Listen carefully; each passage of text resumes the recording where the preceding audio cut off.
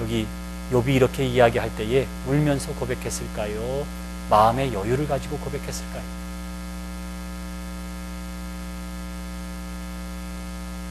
울면서 고백한 것 사실이에요. 그러나 또 한편으로는 마음의 여유가 있습니다. 왜? 왜 그럴까요? 모든 것은 하나님이 주관하고 계시고 나는 그 하나님의 자녀됨을 욥이 믿었기 때문에. 여러분, 모든 것이 다 하나님께로부터 왔다고 하는 사람을 믿는 사람은 어떠냐 하면 재산을 가지고 있다가 주식이 좀 떨어진 것 때문에 자살하거나 죽지 않습니다. 왜 그렇지요? 그게 다 하나님 건데 이렇게 생각하기 때문에 그래요. 근데 내 것을 내 것이라고 고집하는 사람은 어떻게 하느냐면 절대로 가지고 있어도 쓰지를 않습니다. 참 신기하더라고요. 제가 한국에 있을 때 여의도에 중소기업 중앙회라고 하는 게 있어요. 그래가지고 거기에 작은 중소기업들이죠. 조합 이사들이 모여서 회의도 하고 그 사람들의 모임이에요. 근데 그 이사장들이 성경 공부를 하는데 제가 2년 동안 성경 공부를 했습니다. 그런데 참 신기하더라고요. 여러분, 부자는 작은 돈을 아낄까요? 큰 돈을 아낄까요? 작은 돈을 아껴요. 나는 부자는 큰 돈을 아끼는 줄 알았어요. 근데 전혀 아니더라고요. 작은 돈을 아끼더라고요. 새벽에 모여서 5시에 모여서 성경 공부를 하고 7시에 밥을 먹으러 갔잖아요. 5,000원짜리 북어 해장국을 먹는데 서로 안 내려요. 이게 웃을 일이 아니에요. 정말 서로 안 내려고 그래요. 그래서 그 사장들이 어떻게 하느냐면 회비를 걷어요. 회비를 걷어서 내요. 회비를 걷어서. 참 신기하더라고. 참 신기하더라고. 근데 큰 돈 있죠. 필리핀에서 선교사가 왔어요. 이 사람 가는데 그쪽에 공장을 세우고 거기 학교를 세웠는데 10,000불, 20,000불 필요하다. 그러면 제가 하겠습니다. 딱 이렇게 손 들고 하는 사람들이 있더라고요. 근데 또 한 가지 있어요. 그 뭐냐면 같이 하자 그러면 안 해. 같이 하자 그러면 안 해요. 100만 원씩 걷는 일도 안 해요. 있어요. 같이 하자 그러면. 내가 혼자 하면 해요. 내가 20,000불, 100,000불 내는 거는 나 혼자는 하는데 100,000불을 10사람에서 10,000불씩 거둡시다 그러면 안 해. 가만히 보니까 이유가 있더라고. 다 같이 모여서 하면 이름이 드러나질 않아요. 딱 내가 그냥 한 번에 딱 책임져요. 아무개가 이거 하셨습니다. 딱. 그래서 그냥 목회의 중요한 기술을 배웠어요. 사람 하나하나 세우면 되겠구나. 하나하나 세우면 되겠구나. 그래서 어떻게 하면 지금은 아예 그렇게 안 해요. 왜? 그건 사람을 드러내는 일이니까 제가 우리 교회에서 목회하면서도 사람이 이렇게 하나씩 드러내는 일을 안 한단 말이에요. 온전하지 않으니까 그렇습니다. 작은 거를 아껴요. 작은 거를. 큰 거를 팍팍 쓰는 게 아니라. 근데 가난하게 사는 사람들 있잖아요. 가난하게 사는 사람. 그 사람들의 특징은 어떻죠? 잔돈은 아쉽지 않겠어. 그냥 1불, 2불 아무것도 아니에요. 아무것도 아니에요. 그러니까 모일 겨를이 없는 거예요. 모일 겨를이. 큰 돈이 모아지질 않아. 그런 특징을 가지고 있습니다. 내가 이 이야기를 왜 했는지 모르겠어요. 이게 문제예요, 제가. 이게 문제예요. 여하튼지 간에 어떻게 하냐면 욥이 하나님 앞에서 어떻게 하면 그 작은 것에 있어서도 입술로 불평하거나 불만하지 않습니다. 그리고 어떻게 하느냐면 모든 것을 하나님께 영광을 돌리는 거예요. 작은 것에 연연하거나 큰 것에 연연하지도 않습니다. 왜냐하면 모든 것이 다 하나님의 손에 달려있기 때문이에요. 욥이 기대하는 것이 여기에는 나와 있지 않지만 복을 주시는 분도 하나님이고 가져가시는 분도 하나님이시라면 언젠가 이렇게 한꺼번에 주시는 분도 누구예요? 하나님. 여기에 그런 기대치는 나와 있지 않습니다.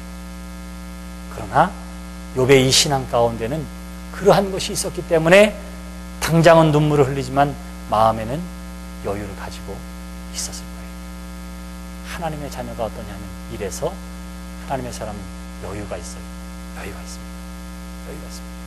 하나님께서 하시는 일, 하나님께서 원하시면 어떻게 해서든지 하나님의 방법대로 이루어질 것이야 라고 하는 것에 대한 여유이지요. 여기 보시기를 바랍니다. 이 모든 일에 욥이 입술로 범죄하지 아니하였다. 그래요. 모든 일에. 믿음이 없이는 하나님을 기쁘시게 할 수 없다 그랬는데 어떤 믿음이냐 하면 조건을 내세우지 아니하는 순전하고도 순수하고도 온전한 믿음만이 우리가 하나님을 기쁘시게 할 수 있고 우리를 사단의 시험으로부터 우리 스스로를 지킬 수 있는 줄 믿습니다. 만일 여러분들이 무엇 때문이라면 사단은 그 때문의 조건들을 제함으로 우리로 하여금 시험과 환난 가운데 거하게 만들 거예요. 근데 오로지 하나님을 하나님으로 믿는 그것 때문이라면 사단은 하나님을 시험하거나 넘어뜨릴 수 없기 때문에 우리는 결단코 넘어지거나 쓰러지지 않을 수 있을 것입니다. 욥이 그 믿음을 가졌기 때문에 환경에도 불구하고 어떻게 하느냐면 그 믿음을 지키고 있는 거예요. 여기 멋지게 사단을 물리치는 욥의 모습을 보게 됩니다. 오늘 이 욥의 말씀을 통해서 우리가 우리 스스로에게 물을 수 있는 것이 있어요. 그것은 뭐냐면 그렇다면 우리의 믿음은 과연 순수한가 하는 거예요. 순수한가. 여기 아무 까닭 없이라고 했던 사단의 이야기가 바로 그것입니다. 여러분들이 하나님을 섬기는데 아무 까닭 없이 이유 없이 하나님의 하나님 되심만으로 기뻐하며 감사하며 예배하십니다. 우리가 아무 까닭 없이 하나님 뜻대로 살기로 했습니다. 작정하며 헌신해서 나아갈 수 있겠습니까? 아무 까닭 없이 저는 하나님이 나를 구원해 주신 그것 때문에 땀 흘리며 식당에서 봉사하고 헌신하고 있습니다. 대부분 시험은 누구에게 오느냐 하면 교회 안에 있는 시험은 교회 일을 열심히 하는 사람에게 와요. 교회 일을 열심히 하는 사람에게. 내가 이렇게 충성하고 봉사하고 헌신했는데 왜 우리 목사님은 나를 집사로도 안 시켜? 다른 사람 어쩌다 한 번 한 것 가지고는 칭찬하는데 나는 매일같이 이 일을 하는데도 따뜻한 눈길 한 번 안 주네. 이것 때문에 시험에 드는 거예요. 다른 것 아니에요. 그 때문에가 사단이 우리를 넘어뜨리는 조건이야 또한 방법이요 통로가 되는 것입니다. 그 사단의 통로를 차단하는 여러분들이 되시기를 바랍니다. 하나님 앞에서 순전하고 순수한 믿음이 회복되어지게 되기를 바랍니다. 두 번째 우리가 또 점검해 봐야 할 것이 있습니다. 기륭 화복이 다 하나님께 있다고 하는 사실을 욥이 인정했습니다. 다시 말하면 이것은 하나님의 주권을 인정하는 것과 마찬가지예요. 하나님의 생각은 사람의 생각과 다르다고 이야기하잖아요. 사도 바울이 예수님을 만났습니다. 그러는 선교 활동 가운데 그가 어디로 갈 것인가 했을 때에 소아시아에 있는 소아시아로 가기를 원했습니다. 왜? 예수 믿지 않는 많은 사람들이 그곳에 있었기 때문에 사도 바울은 소아시아에 가서 복음 증거하기를 원했습니다. 하나님 앞에 간절히 기도하고요. 확신을 가지고 복음을 증거하기 위해서 가려고 하는데 때로는 바람이 불어서 배를 띄울 수 없고 때로는 육신의 질병 가운데 가지를 못하게 됩니다. 그러다가 마게도냐에서 저를 부르는 환상을 보게 되지요. 그래서 지중해를 건너서 가게 됩니다. 사도 바울이 알게 됐어요. 가려고 하는데도 못 간 이유가 어디에든가 하나님의 뜻이 소아시아가 아니라 유럽에 있다고 하는 사실을 사도 바울이 알게 됩니다.